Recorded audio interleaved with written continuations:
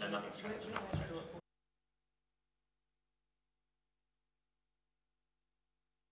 Family members for a while.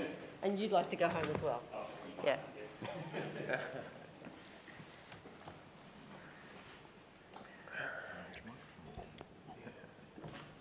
See if it's this one.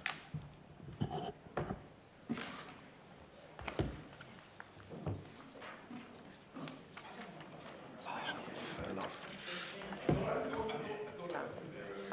First, I'm going to.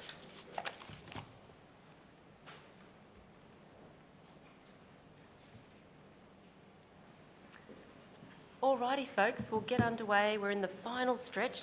3 more groups to hear from this afternoon. I'd like to welcome the folk that have joined us from AustralianSuper. Thank you for coming and being here today. If you'd just like to each respectively state your name and organisation for the purposes of the transcript recording, and then if you'd like to have a few minutes of some opening remarks, and then we'll get into a bit of a chat.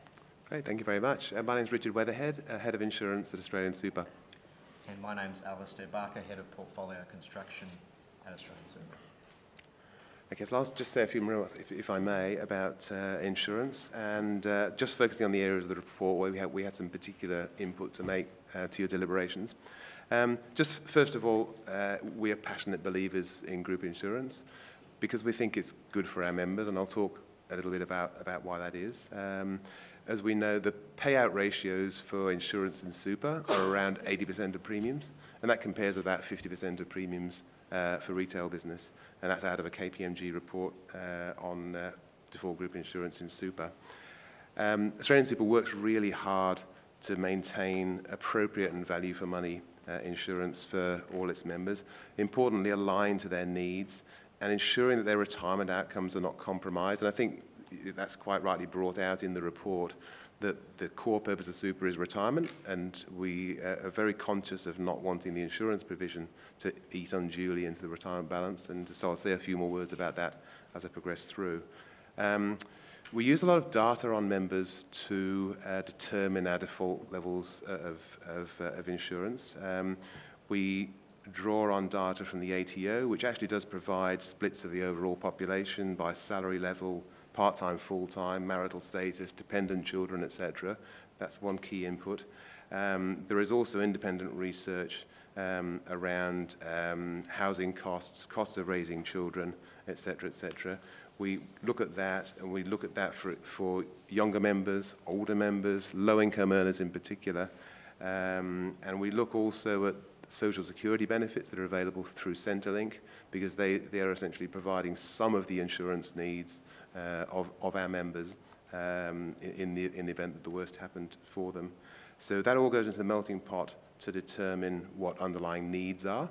Having looked at needs, we then look at member preferences, and we do a lot of member research into their attitudes towards insurance. And in particular, I'll just highlight that part of that research has asked members about their preferences for insurance, both before and after them understanding the costs involved and how it impacts on their retirement balance. And you do see slightly different results coming out, and it's actually a good gauge on the impact of knowing cost on member preferences. So we take that into account. I can say that broadly for our current default scale, the influence of member research has been very much less for younger members and actually less for older members. The closer members are to retirement, I'm talking here about 50 onwards, the preference towards, gee, I'm worried about my retirement balance, tends to dominate over the needs for insurance. So our default levels of cover are actually less at older ages than they would be purely by looking at needs.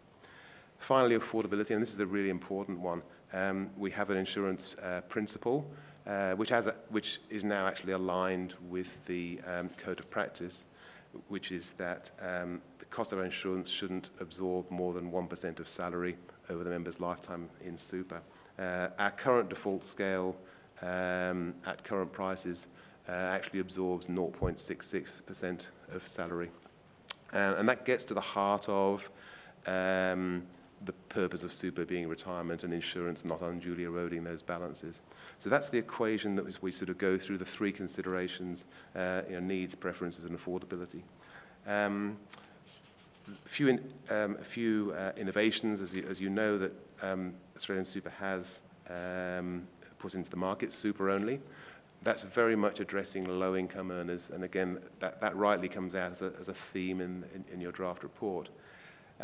Super only is there now for eligible employers, and there is an assessment as to whether those employers have got employees who are genuinely low-income earners, and therefore no insurance is really the best for them. Having gone through that assessment, employers can have super only, which means no insurance at all, no erosion of account balance at all through insurance, and that's now in the market. We have a rehabilitation service in the last 12 months, and this is linked with the income protection product. In the last 12 months, we've rehabilitated 374 members back to the workforce through the rehab service, which is linked to our insurance program.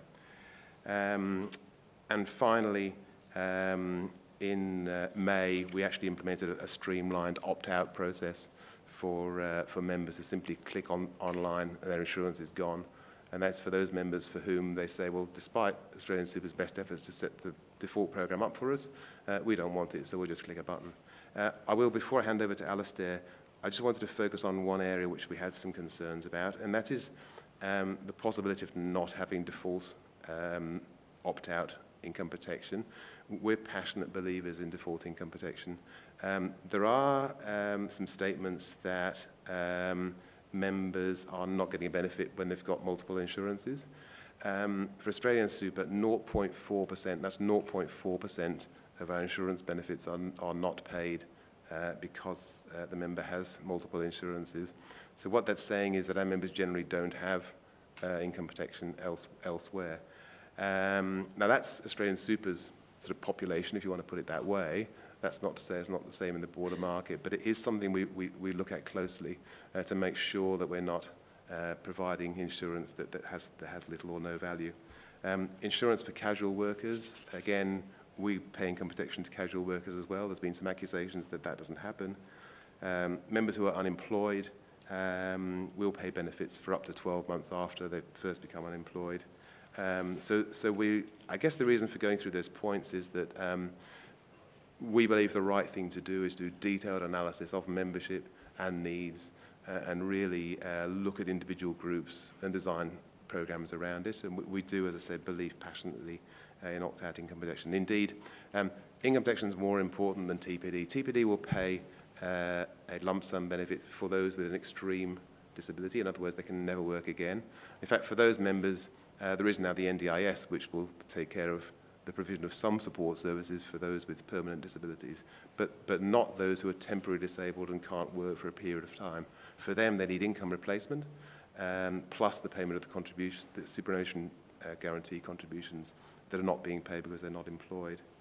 So those are broadly my opening remarks, and I wanted to just pause there perhaps and let Alistair say something about investments. Thank you. So my remarks are framed from the context of an investment practitioner's perspective. So I'm responsible, along with Mark Delaney, our CIO, for advising our board and our investment committee on our default investment strategy, which has just almost $100 billion in member assets invested. And I think what we're really interested in is what's the impact on members from how we design our investment program, but also how might investors like ourselves and other funds react to the potential reforms that have been put forward in your draft report. So I'll cover three specific things and then we'll run through some questions. First is around how we think about performance and cost assessment. Second is about how we think about benchmarks, which features quite strongly in your paper. And third is around life cycle and retirement products. With respect to cost and performance assessment, we have two principles which we've taken all the way through to our board and investment committee. The first is the fund should be a strong performing fund in relative terms, because otherwise members should go potentially into another fund. So if we're not providing competitive returns, it's an important issue for us. The problem is that's not something that we can invest in or look at because we cannot know the actions of other people in the marketplace. So it's not useful for performance benchmarking purposes. What is more useful, and this is, I guess, at the heart of our profit for member focus, is that we have to ensure over time that we put more money into members' accounts than what we take out in investment costs. So a key principle when we're thinking about benchmarking is if we're spending members' capital on investing in an infrastructure project or backing an external fund manager to do active stock selection or bringing a team to run, say, active asset allocation, all those decisions are framed with respect to what the potential return to members is and the potential value add to members is compared to what the cost is. So we link cost and performance benchmarking. And one key implication for that is that when we think about the draft report, it seems to us that linking those two things, net benefit, is really at the heart of what we think is in members' best interest. Secondly, when we think about performance in that context, using a benchmark then provides a fairly unbiased measure of whether or not your investment program has been successful, and that can be judged without reference to necessarily a peer group. But what we do know is that there is a bit of persistence in the bottom part of performance across superannuation funds. That does exist, and it would exist more if some funds hadn't either dropped out of the survey or merged. So in some senses, that persistence is a little understated. But what we do see is that persistence in the top half of the distribution tends to move around a bit. So trying to identify a top 10 is a little bit harder in the sense that funds can move around the top half of the distribution depending on whether exactly what they're doing at the time works in the economic cycle. So if you're in a period where, as we have been in the last 9 or 10 years, of fairly strong investment markets, a very elongated economic cycle, funds that are positioned for that environment and falling interest rates would have done quite well. So it's very sensitive to both the time period that you're in, but also the time frame over which you measure performance. With respect to constructing benchmarks, we're a big believer in using benchmarks. It's important to be able to attribute performance. One thing we do make sure, though, is that we try and set a benchmark portfolio that is fairly stable over time. And the key point about that is that we're trying to set a benchmark which gives us the best chance of meeting the long-term return objective for our members. Our members are generally low to middle income, and as a result growing their account balance and having a fairly strong bias towards growth. The 70-30 portfolio in your draft paper is a good example of that, is an important aspect of making sure that we deliver those long-term returns. But we then have a risk envelope that we try and operate within. That's set by the board, so it's a risk appetite where, ideally we are taking more risk when we're being well rewarded and less risk when we think that markets are difficult and we're being maybe not as well rewarded. So we think it's really important to have a benchmark, but we can't be bound to it. And we can't end up, from an investment practitioner's perspective, being too stuck on a particular asset allocation or a particular strategy, because markets do move around and it's important to have a dynamic view. So when we think about benchmarking and when we reflect on the Commission's draft report, we don't have too many issues with the broad concept of a benchmark portfolio, but we would try and keep it fairly simple and fairly constant over time. The main concern I think we have is that not so much the benchmark itself, but how that marries with the potential best-in-show model. And really, I think the interest for us is that the draft report refers to behavioural economics in respect of member preference, member choice, which is a really important aspect of an appropriate model. What interests me and what concerns us is how will the industry, from a behavioural perspective, react to a model where a potential top 10 is what everyone is clamouring to try and get into. When we look at examples in the funds management industry, so say for example a benchmark relative portfolio, say S&P 500 or the ASX 200, there's clear types of behaviour like herding or crowding, or even alternatively a contra strategy where someone does something very different to a peer group to try and get into a sort of upper echelon of fund managers. So our concern is probably that the design of the system has to support really good investment decision making. And when, as part of my job, I allocate out benchmarks and and allocate out what each of our different portfolio managers are responsible for, and how those are framed is absolutely critical to getting a great investment outcome. So we have to be very careful about setting appropriate timeframes, about giving people appropriate risk budgets, and ensuring that there is actually some freedom to make investment decisions.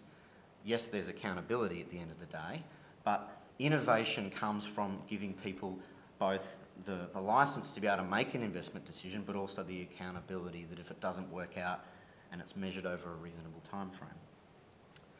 And finally, just on a couple of brief remarks on life cycle and retirement product design. We've done a number of reviews. The first one was immediately post-2009 of our default. And we think the principles for life cycle are fine, but their application in the industry has been very mixed. And I think your draft report points out the fact that there has been a very, very mixed outcome. For us, wealth is a really critical factor. Most of our members, over 99%, get at least some form of government age pension. And the majority of our members either retire with a full age pension or actually retire and actually take their savings from the fund as it stands. So building their savings is important, and as a result, the bulk of their retirement income is coming from the government age pension. So our life cycle approach leads to us de-risking very late in the piece. And what we tend to find is that it doesn't compare to international experience, because most people who are doing life cycle strategies that de-risk very early are doing it because they're converging towards purchasing an annuity. So in Australia, the popularity of annuities is not phenomenal. People value flexibility, people value a number of the features of the existing account-based pension. So we have to be mindful that we're actually working towards a slightly different trajectory, and it's even more the case for us given our membership.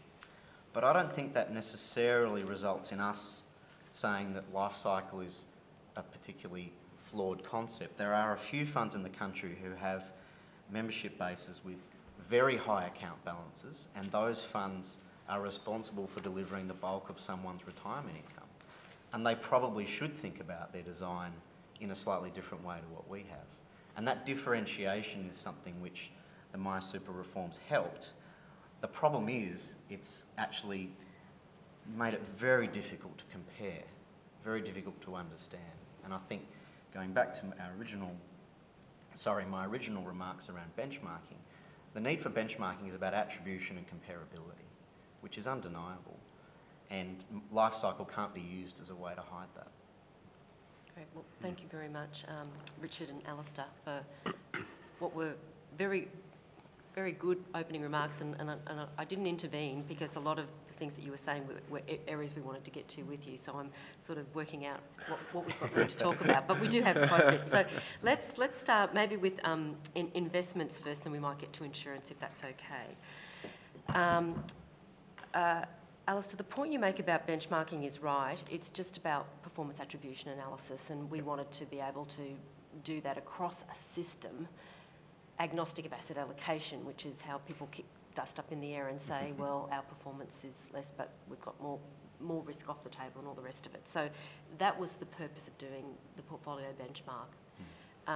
Going forward, it's not something that we would see as a tool for the best in show. The best in show is really about the long-term investment track record when you're looking at it from an investment perspective. That's at one level. Then it's about innovation. Then it's about understanding your members. Then it's about product design and accumulation and retirement. So we've got a whole page about what best in show would really be about, which tries to address any of the perverse incentives that you've raised, which are real perverse incentives that could occur, and we want to make sure that we address them. So one thing that would be really helpful for us, if you were to have a look at the principles that we've suggested would guide the expert panel in doing best in show. If there's areas where we need to be more prescriptive to avoid any of those perverse incentives being created, that'd be great to get that feedback from you. Where we do see the portfolio benchmarks having a role to play going forward is under an elevated MySuper arrangement. So this is MySuper authorisation. And again, this is an area we'd love to get your feedback on. So we've got a scale test that really didn't work. We've got an elevated outcomes test that's now subject to new legislation, and we're actually trying to put some more belts and braces around the elevated outcomes test. One addition, so it's not the key driver, would be in a going forward world for a fund that persistently underperformed their own portfolio benchmark over a 5-year period by a modicum of 25 basis points, should they still get my super authorisation? So our thinking there is elevated outcomes test should knock off large part of the tail of woe, but then going forward you don't want it to reappear again. But we want to make sure that that's implemented in a way that you wouldn't knock out a good fund. So we're trying to think of circumstances where a good fund could persistently underperform for 5 years by 25 bips their portfolio benchmark for that product. So we'd love you to help us in a post-draft report submission identify any scenarios that you could think where a good fund might do that, because we're not looking at pipping off a good fund. We're trying to do that as an insurance to stop a tail of underperformers regrowing. I think the comment you raise about timeframes is very critical. So if funds take a particular position based on where asset allocation is against what they might have as an average asset allocation over time, then there has to be some flexibility for trustees to make that decision if they believe it's in members' best interests. And you know, if I can give you an example, if we're entering a period where we're almost 10 years since our last major fall in markets, and certain trustees are already making decisions about saying, well, I'd prefer to actually take some risk off the table in the interest of trying to protect members' balances, then we need to be able to make sure that they have the safe harbour of an appropriate time frame. I think we would... But if they take that risk off the table, they've adjusted their strategic asset allocation and thus the benchmark adjusts with it. Thus, for me, it nearly takes SAA decision making out of the equation. It's like you've made your SAA. If you still get it wrong, if you still can't at least get the market index with your SAA, there's got to be something wrong with you as an investor. Well, potentially. I think what you'll tend to find is that because persistence is fairly strong, that you might review performance every 5 years, but whether the return time frame you're looking at is 10 years, I think, is the question. Okay. So I think you can almost delink the time frame over which you're measuring performance and the frequency with which you need to actually look at those funds and challenge them. If you're taking asset allocation off the table as far as that time frame is concerned, sure, that's one aspect. I think you... Anyway, I'll let you have a think about it, because I've thrown it out today without any warning. But you can see what we're trying to do. We don't want the tail regrowing over time, and we know that regulators perhaps aren't as confident as we would like them to be in implementing scales and outcomes tests. So we thought that would lend a little bit of discipline. And I think, as I sort of highlighted in my remarks, the challenge that regulators have is often the challenge that we have with our fund managers, which is where whichever benchmarks or measurement or incentives you set, the mind wanders to exactly what type of behaviour that will incentivise. Yeah. You know, we see it across the industry, you know, across the fund management community, putting aside the superannuation community, and I think we're keen to make sure that some of the mistakes that we've seen over time and that, you know, academics refer to aren't repeated in this process. Yeah, no, and I think we can all agree, particularly us as economists, that this is a system that's incentives on steroids.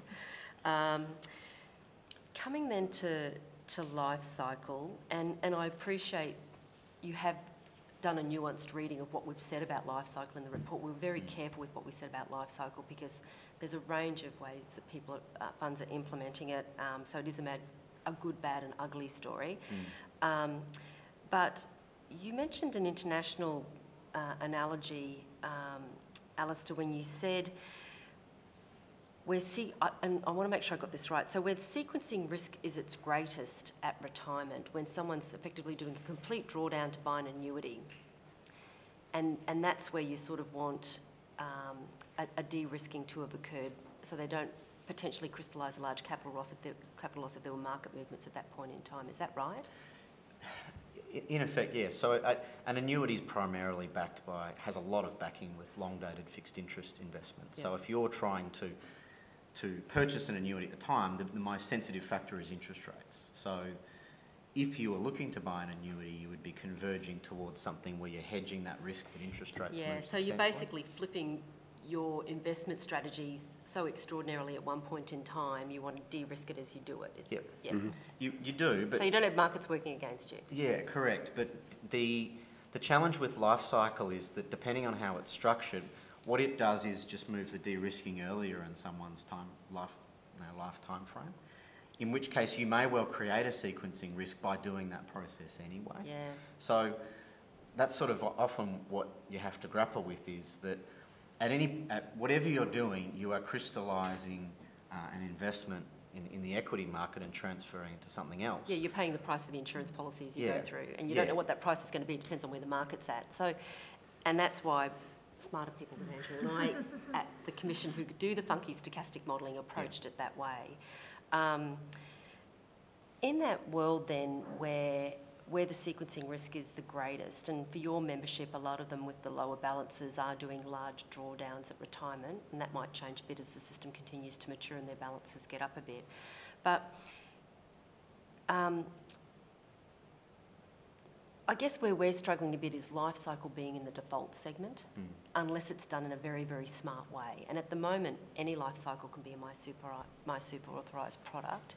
So that's what we're kind of grappling with. And again, don't want to put you on the spot now, but how can we, if life cycle remains in MySuper authorisation world, how can we ensure that it's a smart version of it where you don't need to know a lot about the member and what risk they're prepared to take off the table, given how they're going to deal with their balance upon retirement? Yeah, look, it's a challenging issue, and I think one of the challenges we have is we have a sort of multipolarity with our various reviews going on at the moment, and you know, having just finalised our submission on the SIPA policy, you know, that's a particularly live issue. That how the default system dovetails with choice in retirement, but also how it dovetails with what an appropriate safety net or default is really critical. And it sort of feels like there's a number of different reviews underway where we're all trying to seek some form of convergence and consensus about what's appropriate.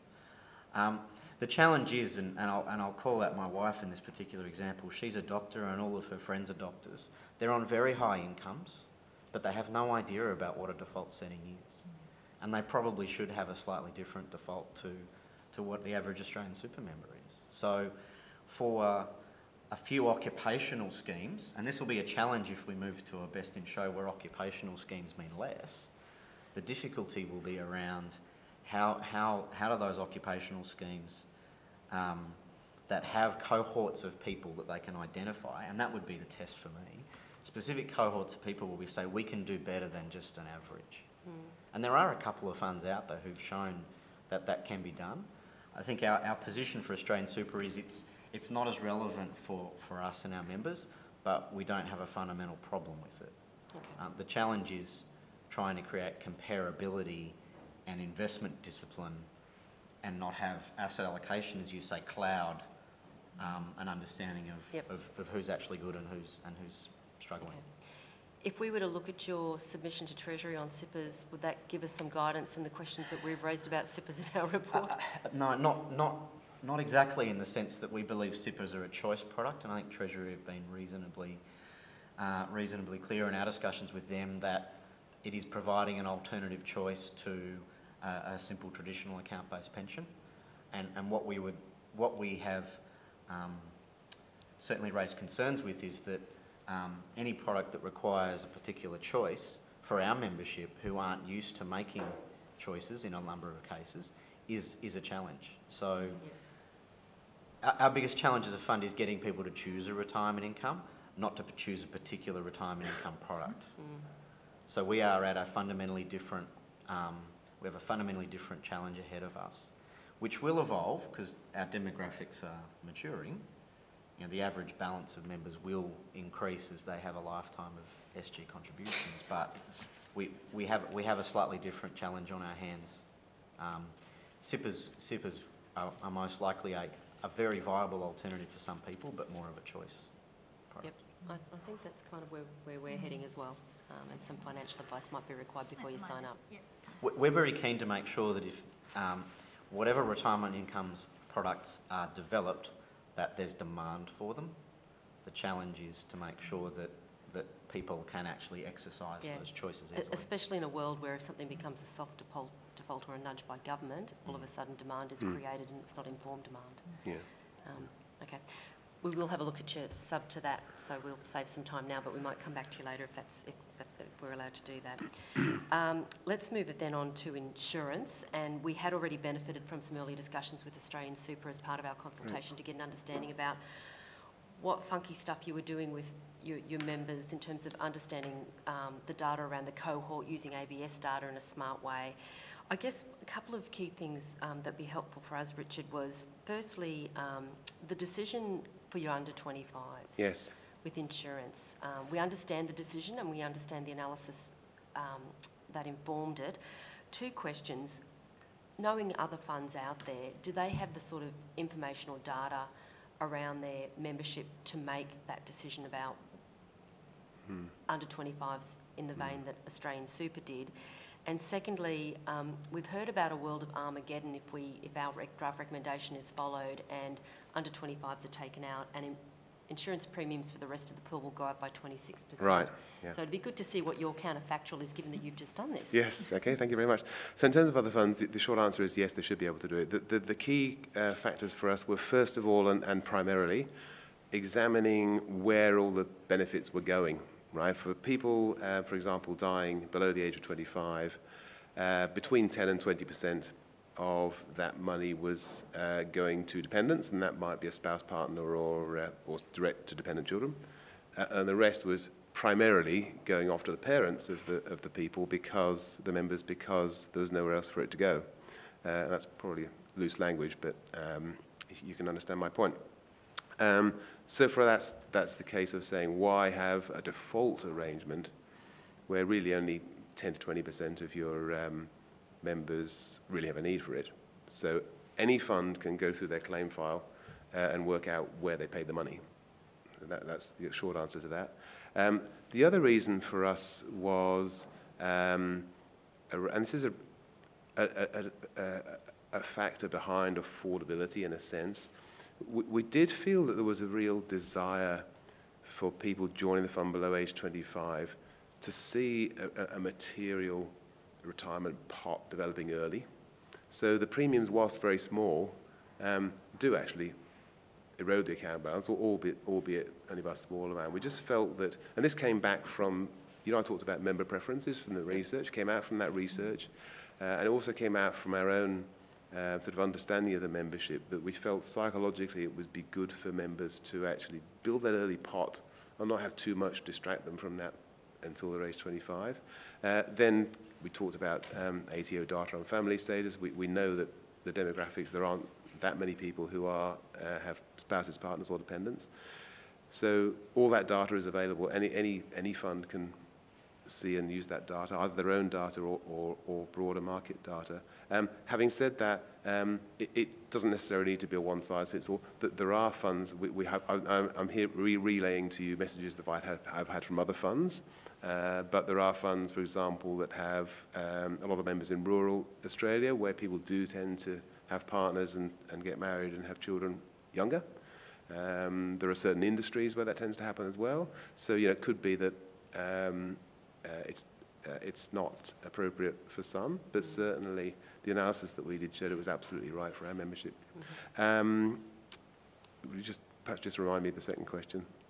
I've got to remind myself of The impact, we saw a 26%. I beg your pardon? We were suggested there'd be a 26% increase Yeah. in the rest of the pool.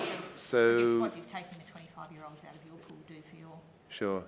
So for AustralianSuper, it will happen gradually, but it will take out about 100,000 members out of our 2.2 million members for their insurance, and that's the number of members below age 25, assuming that none of them actually opt in for cover. So that's the impact. The broader impacts, I think you were talking about the budget changes and so forth. So AustralianSuper already has that 13-month cessation of cover provision, except for death and TBD, it does continue if you've got at least $10,000 in your account. So following the budget recommendation and the recommendation of the Productivity Commission report, if we remove that $10,000 piece, so it's everyone that gets to 13 months of inactivity, that will take about 8%. 8% of our members will no longer have insurance because it's been, so they're essentially the members who've been more than 13 months inactive and have more than $10,000 in their account. If you, and I talked about the 100,000 members and I've talked about the 8%, if you look at the provision to cease insurance for anyone with an account balance less than $6,000, that one will take out, you can use a number of 22%. So the combined effect of that plus the 13-month cessation is 30%. Of our members. Now, in terms of premiums, if you would like to know that number, it's about 18% of premiums. So that's the numbers for AustralianSuper. We tend so that 18% is cumulative across all those policy changes? Yes. Yep. Yeah. So 30% of members, 18% of premiums across all those changes. And sorry, I might have missed it.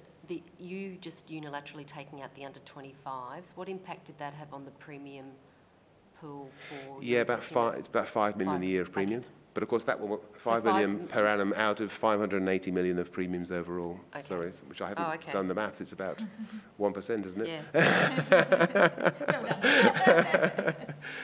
Yeah. So it's not, and that's because obviously prices are much lower for younger members. Yep. AustralianSuper has a policy of not cross-subsidising members at different ages. So, for example, our younger members do not cross-subsidise older members, which means insurance is a lot cheaper at younger ages, which is why when... Is that common practice in the industry? No, I know that there's one other major fund I know that's the same. Apart from that, I'm not aware of too many that do that. So, and I know that's one of the recommendations of the draft report, and it's something that we would absolutely support. I haven't said to you before, but for example, we've done an analysis of cost by gender, and that can be very emotive. I know the EU has gone down the road of no discrimination, which is essentially where AustralianSuper is at the moment, because we don't. We've done some work. We don't believe for our default package that the cross-subsidisation between genders is material, and by material I mean it's less than 10%. But we do monitor that, and again, that's one of the things we monitor, and our executive are very interested in that, obviously, on an ongoing basis, to make sure that there is no perceived discrimination in that area. You also mentioned income protection. We found it a little bit of a problem child in our report. It explained a lot of the incidents of the ugly zombies. Yes. You found that was low incidence in your membership. Yes. You cited the 0.4% not paid yes. because of a double policy. Yeah. How does that track back up to, across your membership, how many people would have unintended multiple accounts that might have income protection? Because that's only across the claims, which is, I'm assuming, yes. much smaller. Yeah. So what percentage of your membership would make a claim against income protection? I'm just trying to work out what order of magnitude 0.4% represents. Yeah. Look, it's about sort of 1.3% of members a year. So we've got 2.2 million members, and we have about 2,700 new IP claims a year. So that's total, total IP claims. That 2,700, 0.4% of that number. Had doubles. The 0.4% is by amount rather than by number. But one of the things I didn't say in my opening remarks was that the fundamental difference between income protection and total and permanent disability, because income protection we found is actually better understood by members, because it'll essentially start paying your benefit if you're unable to carry out the duties of your job, and it's pretty much, we have a definition of what important duties of your job are, but essentially it's really well understood. And it's a broader coverage, whereas TPD, so I'm interrupting you, TPD by its name is covering those with very severe disabilities. And the reason we get more complaints for TPD than we do for IP is because people have a disability, and there's no doubt about that, but it's just not quite severe enough to be called permanent. And that's where the issues of the TPD come in. I think as a product, it's actually more problematic than income protection is. With your income protection policy, you've obviously managed to do it in a cost-effective way to get your budget envelope down as low as you have. Yeah. How many years does it run for? It runs for 2 years. And that's one of the reasons. Yeah. And which isn't common in the industry? Or? It probably is the majority, actually. But you're right, there is a lot of income protection to age 65, and that is very expensive. And you'll find that those funds that have IP to age 65 generally are breaching the 1% cap. That's the way it would work. But it is interesting for us that, as I say, complaint rates for TPD are double complaint rates for IP. And in fact, complaints about denied claims for TPD are 5 times those for IP. So we sort of, and we think about that, and we think, why is that? And it's because IP is simpler, and we'd say perhaps more aligned to the purpose of super, in the sense that it's paying you temporarily to get you back to work, and it dovetails with our rehab program to assist people back to work. And apologies, I'm doing a bit of a marketing job, but you can tell we feel passionately about that subject. I mean, it's a bit more catastrophic too. If you think you're on the borderline of TPD and you're refused, you'd probably fight it harder than you would if you thought, I'm going to lose benefits for a few weeks. That's right. Or even a few months, and I'll get back to work. That's right. I agree entirely. Yeah. All right, well, look, we've covered a lot of ground this afternoon, gentlemen. Thank you so much. We really look forward to getting a post-draft report submission from you on the issues that we've raised with you this afternoon, but any others that you'd like to give us feedback on. Great. And in particular, it's good to see we're not the only people that are obsessed with the value of portfolio benchmarks when used appropriately over the right time frame. So thank you very much for joining us this afternoon. Thank you. Thanks for the opportunity. Thank you. I'd like to call our next participant to join us, Douglas Bucknell. Thank you.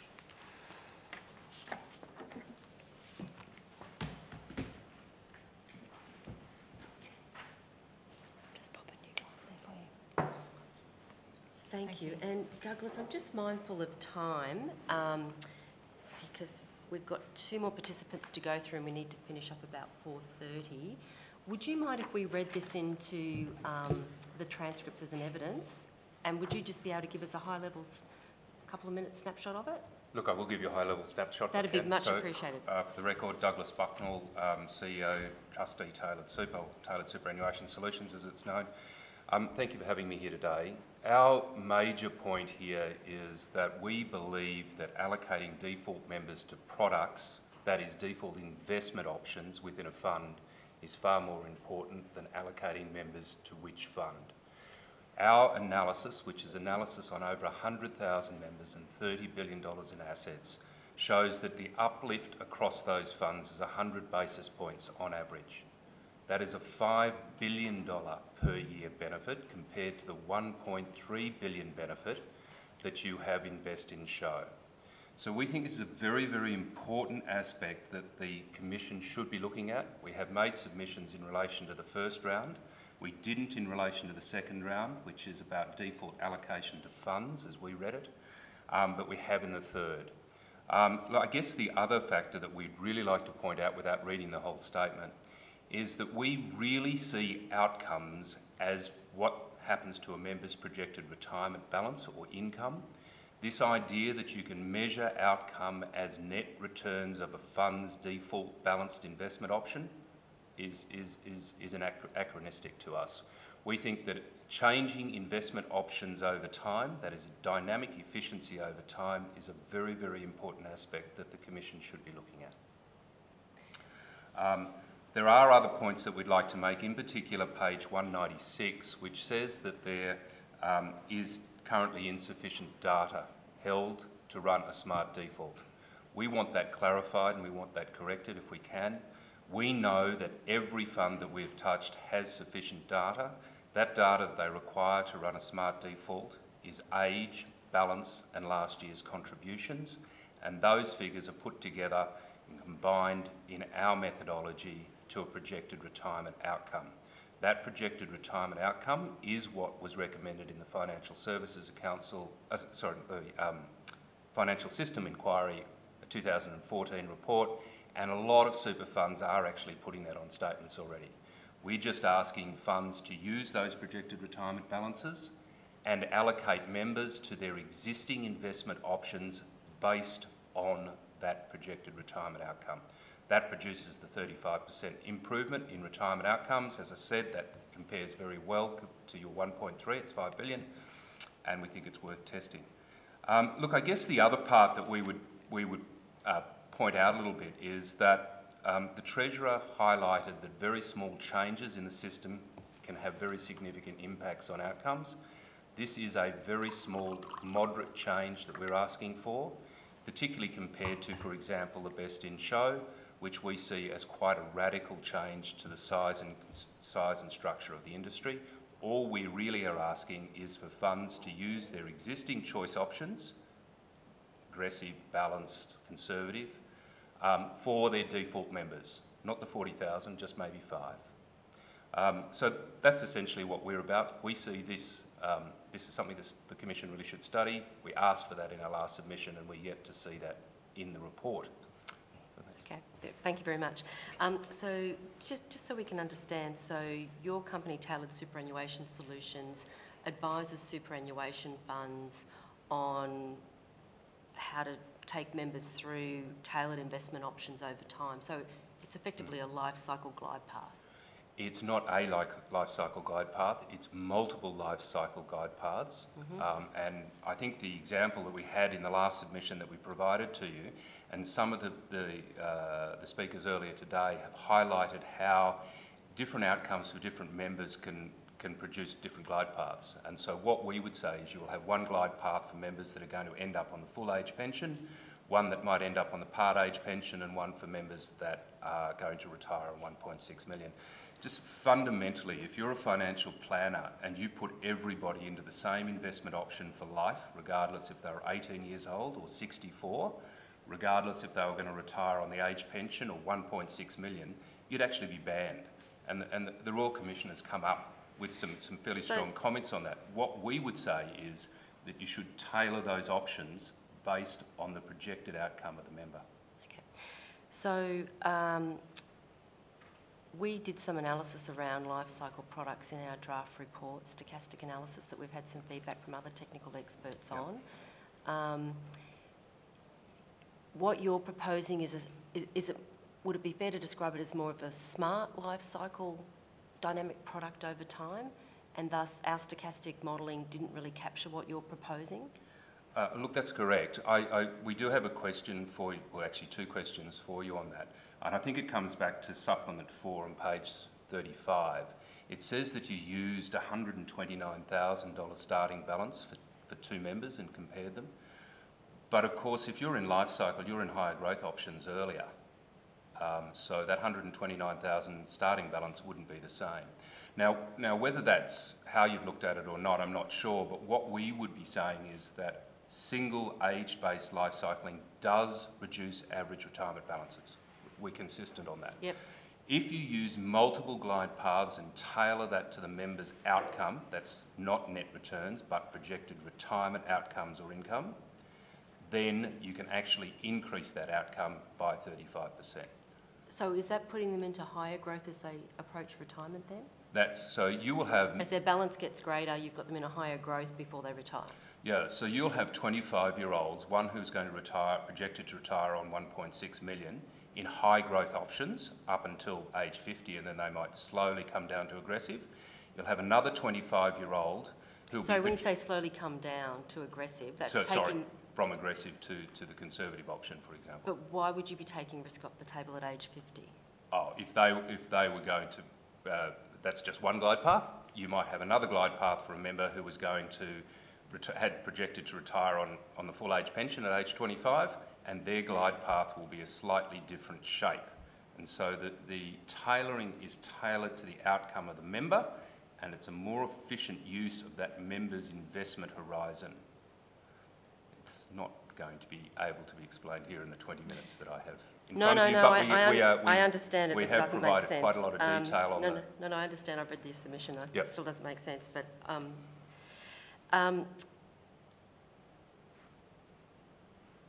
so the advice that you're providing to super funds today, are there any products that follow this smart, dynamic, multiple glide path model that you've got in mind? We have run the model on around about 100,000 members, as I said, and about $30 billion worth of assets. We're aware that... Sorry, so those members are in those products and these are the outcomes they're going to get, or you've just used their data? So we use the member demographic for that fund, and we use the investment option return and loss ratios that are published for that fund, and put it into a report that looks very like the APRA outcomes framework test that they've got. And then we can peer test that against a one-size-fits-all default. Okay. So, and that's the methodology that we've asked the Commission to use and for Federal Treasury to use on the full 15 million MySuper account data that you've got. So when you're dealing with the trade-off between keeping growth on the table as the balance grows so you have the highest retirement balance versus potential sequencing risk at the point of retirement, the order of magnitude of the sequencing risk depends on how much you expect the member to draw down at the time of retirement and then the member's preferences. How in a default world do you know that? Okay, so what we do know is we know all members' projected retirement balances in the fund. And we rank members into life stage retirement bands based on their projected retirement balance. That is regardless of whether they're age 18 or whether they're age 64. And the trustee will then have a different glide path, if you put it in your terms, the amount of trade-off between sequencing risk and growth as that member ages.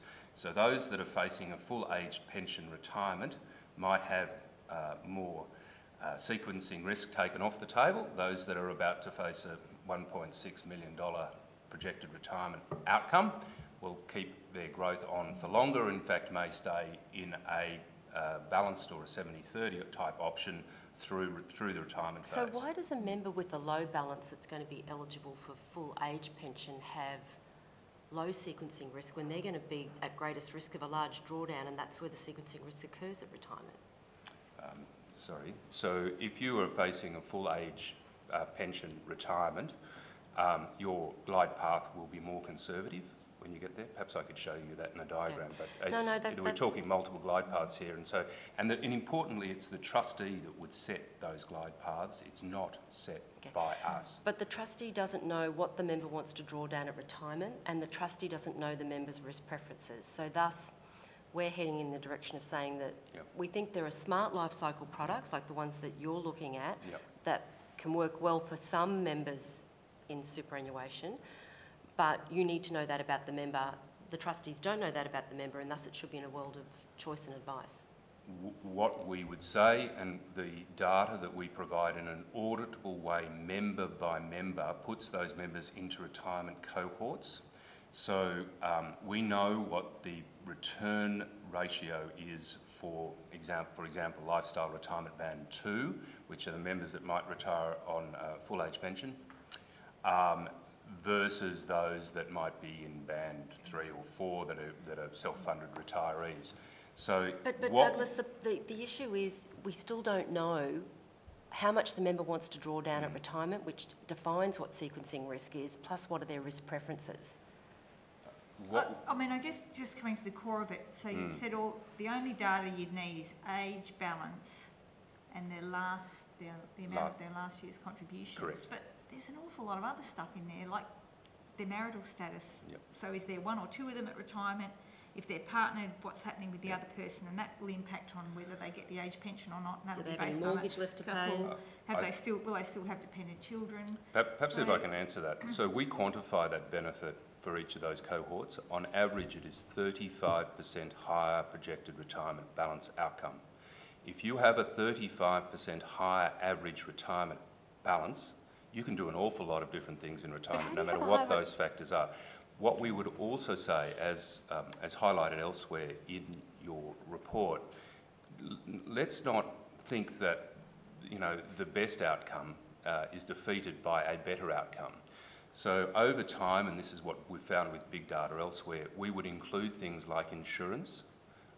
This methodology does take into account career breaks in not making contributions for a year, bonuses, increases. So there is an element in it that lags by 1 year. So it takes a lot of those factors that you're talking about into account, but notes that we've only got certain amounts of data at the moment. Now, 5 years' time, we would expect that there'll be a further version of this that creates further tailoring. At the moment, the regulations only allow for these factors, and those are the factors that we use. I've just got one final little question, and we will go back and have another careful look at your submission and discuss it with our stochastic models to make sure we've understood it all. But if you're taking growth off the table as someone's about to retire, how do they end up with a 35% higher retirement balance? And I think this is why it's very important to go through the numbers and get them audited, and that's what we've asked for on a member-by-member basis. So if members, and it depends on the demographic of the MySuper population, but typically MySuper members are younger and their balance obviously grows in size as they get older. So you've got a number of different factors that are competing as to what the outcome is, and you really need to break that down into each of those cohorts and add up what that impact is over a lifetime. If you simply take what the net return of the fund is this year, you're not measuring what the member outcome is. You're just measuring what the outcome for that fund is. And we really think this should be a member... Oh no, that's not our counterfactual. Our counterfactual is what the member would have got if they'd stayed in a high growth or a balanced growth portfolio throughout their whole working life versus a glide path that de-risks them approaching retirement. And that's where I guess I was struggling with how do you get a higher retirement balance when you're taking growth off the table. But well, you're taking greater risk when the members are younger for longer. Okay. Okay, so you're dialing up the aggressive up front, which you could do anyway and not take any risk off the table. Yeah, and members are preserved. Okay, that's great. Douglas, thank you so much. That's been really helpful. Thank you.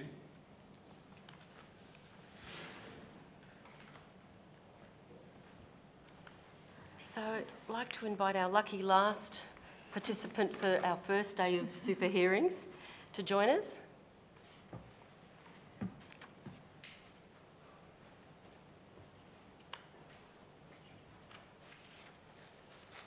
Good afternoon, thank you for joining us. If you'd just like to state your name and the organisation that you represent for the purposes of the transcript, and then if you'd like to make some extraordinarily brief opening remarks, that would be much appreciated. Jordan George, SMSF Association. I'm Head of Policy for the Association.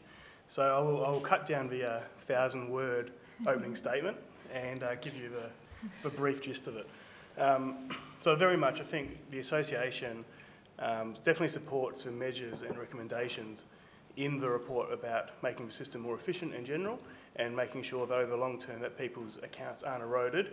And I think the benefit for the SMSF sector is obviously that when people do choose to have an SMSF, that there is a higher balance for them to do that going forward. So I'm not going to make too much comment around those broad proposals because that's not our association's remit. What I will focus on more in this short statement is 3 key areas that I think we would like to interact with the Commission on going forward from a report, and that was SMSF returns, costs and financial advice. So I think they were salient areas for us to comment on. In regards to returns, we were pleased with the draft finding that SMSFs generally have a similar profile to large funds, but there are some concerns about funds that have less scale, and I think the figure that the Commission landed on was funds of less than $1 million in assets. What we are concerned there is pretty much, and I think the Commission flagged a lot of this and had a lot of caveats around quality of data and comparability of data, is that it is really hard to actually make comparisons between APRA-regulated funds and SMSFs, and because of that, some of the return figures for lower funds can be distorted. And I think one of the key things that we have focused on is the difference between the APRA methodology for return on assets and the ATO methodology. And in that, I think in the technical supplement number 4, it showed that if you apply the APRA method to SMSFs, SMSFs could have a 60 basis point uplift in returns as an aggregate figure. So it does show it's quite hard there to make comparisons, and we do wonder how does it actually impact on analysis of funds with lower balances. One of the things we are concerned about, and we know that the Commission has not made a draft recommendation about this, is that if people do take this $1 million figure to be the minimum amount needed to establish an SMSF, we don't think that is an appropriate figure for that. And the reality is that many people may start off with smaller SMSFs and achieve scale over time, and that $1 million figure is probably a good aspirational figure, especially when you think of a 2-member fund, which 70% of SMSFs are. That would be about $500,000 per person, which would be what we would regard as a good amount for people to aim to save for super in their SMSF. So, summarising that, we think more work needs to be done, and potentially better data sources as well, on calculating returns for SMSFs, because we know that the reality is that the ATO collect SMSF data through the SMSF annual return, which is primary job is to collect revenue, not statistics, and so the ATO really does the best they can with what's given to them, and we think that more work can be done definitely around data, which we know the PC has said in general about a industry-wide working group on data. In regards to costs, I guess we have, again, similar concerns around the analysis is driven by the quality of data available on SMSF costs and comparing those to APRA-regulated funds. We are aware that the idea that smaller funds have particularly high cost ratios compared to APRA fund members is a concern to many people throughout the super sector, and it's been highlighted again by the Productivity Commission. One of the issues we do look at there is, though, is that often this is driven by establishment costs, which are capital of nature, and I know the draft report focused on this. So once again, it would be great if we were looking at to get data that we could strip out the nature of some of these costs and have a more granular analysis rather than the kind of the aggregated figures we get through the ATO and through the SMSF annual return that the ATO get. Also, just in general, that the nature of costs in an SMSF are different to those in APRA-regulated funds. So often we're talking about advice and investment costs, which are quite different to what an APRA-regulated fund provides for their members. So advice is obviously a direct cost that's very transparent in an SMSF and reported through the annual return, while for many APRA funds it's kind of, the way that cost is spread throughout the fund is quite different and doesn't necessarily be reflected in an administration cost or an investment cost as it would be in an SMSF. Also, costs of investing in different assets. So one example would be SMSFs investing in direct property. The cost of holding that property would be reflected in the SMSF as an investment cost, while an APRA-regulated fund may invest for a property trust, and those costs are probably reflected as lower returns on that investment rather than direct costs. So there's things like that which need some consideration when we're really breaking down what are the cost differences between SMSFs and large funds. The final point I'll make about costs is that the Commission made a statement that's unclear to what extent the presence of small SMSFs in the system is necessarily a problem. We don't think it is a problem because they generally do achieve scale over time, or they are exiting the sector. So we think that those funds, that the very small funds with funds under $100,000 in assets are either going one way or the other. They're either going out or they're going up in scale. And there's some interesting research done by Class Limited, who are an SMSF software provider. So one of the companies in our sector who does have access to more granular data per SMSF and per member. And they show that in the 2015 financial year that 50% of funds with less than $50,000 were either newly established or were entering this bracket due to drawdowns and rollovers. So they very much were in the process of probably winding their fund up. So, and I think this class report actually uses a really good description. They say this bracket between $0 and $50,000 is a bit like an airport transit lounge. There's lots of people coming and going in and out of the bracket. And they found that on average, SMSFs were only in that bracket for about 2 years. So they were either drawing down and rolling out, or they were on the way up and waiting for more contributions to get scale. The final point I will touch on is around SMSF advice. And I think this is a common theme coming through in numerous inquiries we've had over the years. And there are some positive changes happening. The increase of education standards for financial advisors is something that's going to be kicking in from 1 January 2019, and there's a 5-year transition there to bring the industry up to a bachelor's level requirement to provide financial advice. But one thing we are concerned about that is there is no requirement to have specific SMSF education to provide SMSF advice. And we think that is definitely something that's important given the complexity of self-managed super funds and that they are quite different to the rest of the super system. So the idea that you may have covered off superannuation and retirement in your studies to be a financial advisor, but not necessarily SMSFs, and if you take a 12-week course, probably SMSFs is 2 weeks of that, you're not getting the expertise that we believe you actually need to advise people on their retirement savings through an SMSF. So we would definitely encourage consideration that those who are advising SMSF trustees should have specialist SMSF education or accreditation to do so. So that's our summary of where we are in the report. Terrific. Thanks so much, Jordan. I guess first, before we get into some questions around the data and the investment performance story, just to understand, so your association, what's the membership profile? Yep, so our association is the vast majority of our members are advisors, so either financial advisors, accountants, lawyers, auditors, but we also do offer a category of membership to SMSF trustees. So we have about 700 now SMSF trustees who engage for us mainly on an education basis. So we have a website which we call our Trustee Knowledge Centre where they can go and get independent information on the super laws, tax laws, how to run their SMSF. And the idea of that is that they can then go have better quality conversations with their advisors, which touches on the idea that you have in the report about providing independent sources of information to allow people to evaluate what kind of advice they're actually getting. And so that's one of the roles we perform in the sector. So how many members does the association have today? So about 3,500 professional members and around 700 trustee members, yep. And we have about a trustee database of about 7,000 we're actually in touch And are the with. trustee members paying for the educative database, or are they part of your advocacy membership? So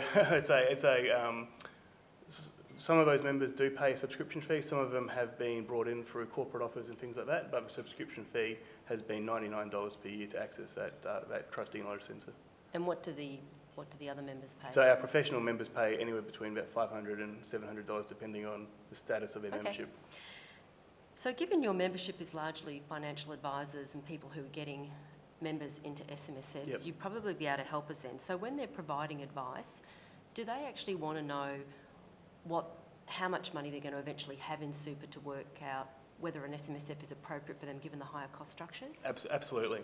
So I think when we talk to our advisors, whether they're financial planners or accountants, that's definitely one of the conversations that they do have is about what are your long-term ability to keep making contributions and to reach scale.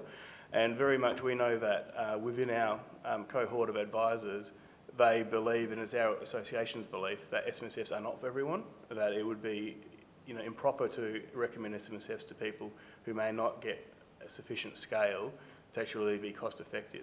So now, what would they consider? What's the view in amongst the planners as to what's sufficient scale for them to get the good net investment returns that we've identified for that cohort overall? So I think very much within the industry that the figure that ASIC landed on in 2013 through the work done by Rice Warner, around $200,000 for establishment in terms of being cost effective against, I think that was pretty much basing retail products, is very much the view that goes across most of our advisors is around that $200,000 establishment figure.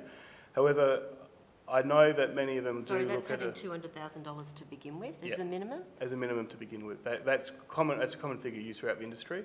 And then in terms of where they reach from there, I don't have a consensus idea on what they believe long-term scale would be at this stage. But it's definitely something we can Because our analysis, so our analysis, and we agree the data wasn't ideal, and so we've caveated it, but one thing that was really clear that if you don't get to $1 million pretty quickly, you're not going to be getting the 5.9% net investment returns over the 10 to 12 year period. So it would be, I think this is an area where the regulators under a FOFA world is going to be doing some more work. So it would be helpful for us to know from your membership, what do they consider to be sort of a cost-effective balance and what time frame does the member need to get to it for an SMSF to be something they feel comfortable advising them to go into? Yeah, absolutely. And that's something we can do and try and report in our submission in 4 weeks' time.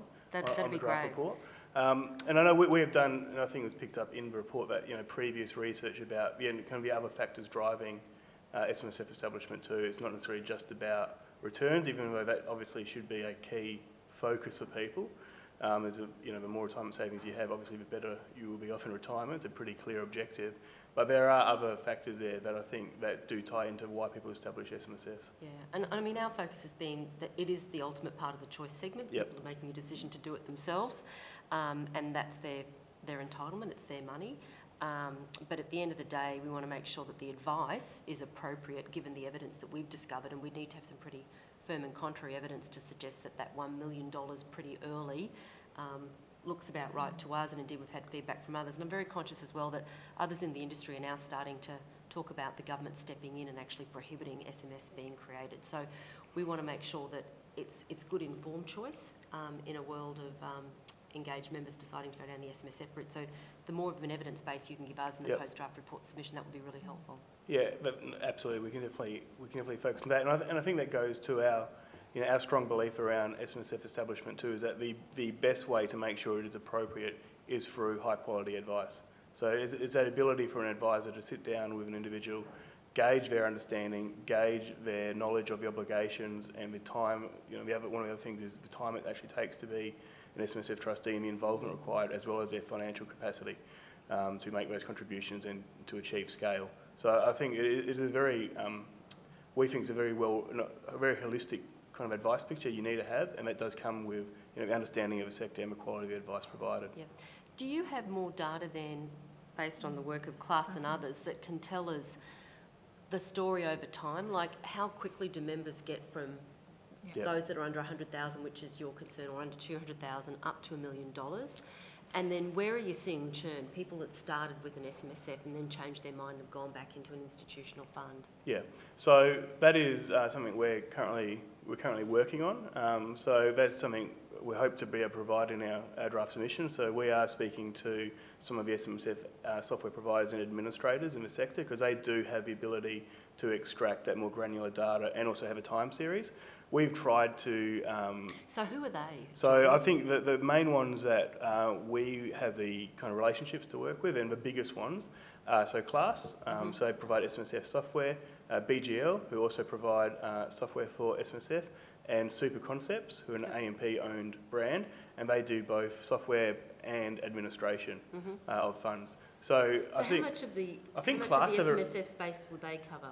So I think they'll cover almost 80%. Oh, that's pretty good. Yeah, so it's just a question of being able to get them to extract data and then provide some answers to different queries that we have, and like you said, how quickly do people achieve scale over time frames, and looking at some different cohort things. So there's capability there, I think, to get a look at some of those issues you have raised in the report that you can't get from ATO data. That's either because it's driven by tax returns or aggregated.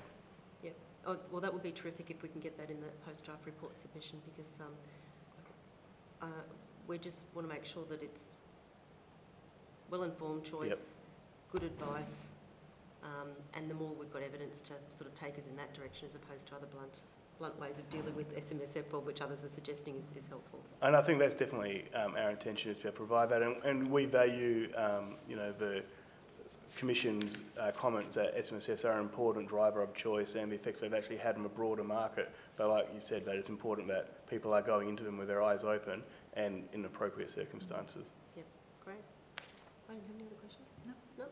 Jordan, is there anything else you wanted to? I know. I think that covers it off, and we'll work hard over the next 4 weeks to pull those numbers together. That'd be terrific. Great. Thanks very much. You. Thanks for joining us today. Alrighty, folks, that ends day one of the super hearings. We will resume, I think, at 9 a.m. tomorrow morning. Yes, I'm being nodded at by my colleagues in sunny Melbourne. So thank you, linesmen. Thank you, ball boys. We're finished in Sydney.